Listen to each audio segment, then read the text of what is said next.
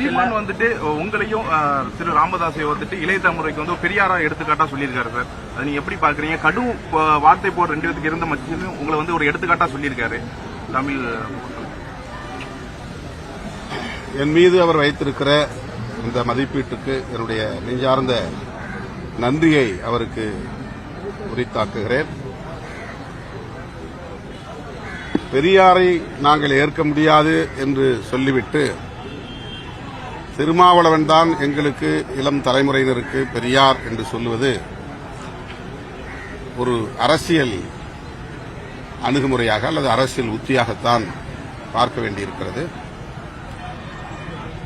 அவர் சாதுரியமாக அல்லது சாமர்த்தியமாக இந்த பிரச்சனையை கையாளுவதாகத்தான் நான் கருதுகிறேன்.